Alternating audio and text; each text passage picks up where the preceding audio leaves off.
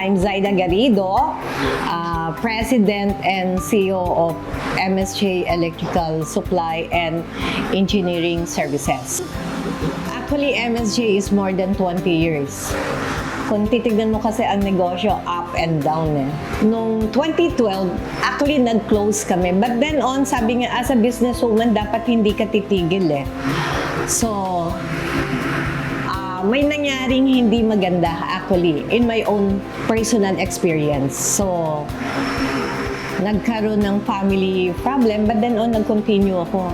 Nag-open ako ngayon, 2015, I start in my own.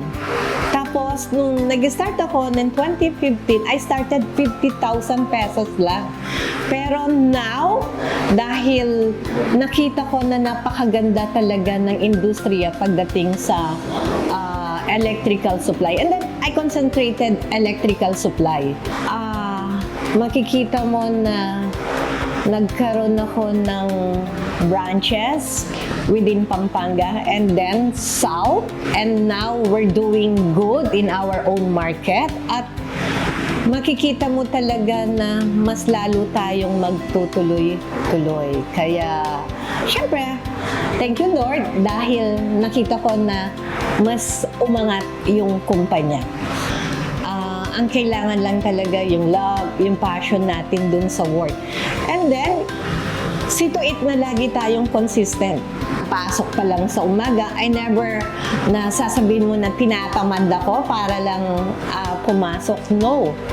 Since then, 8 to 9 a.m. nandito na talaga ako sa tindahan. And then, it will come up na makikita mo pala na kapag nakamonitor ka, ano ba yung kahinaan din ng sales and then ano yung mga positive ways na para makatulong din sa kumpanya. Actually, 20 years nga nung nakilala ko si ROYU, no?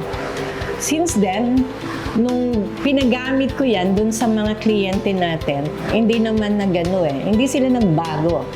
From 20 years ng mga dati kong mga old clients until now, talagang they patronize the ROYU products.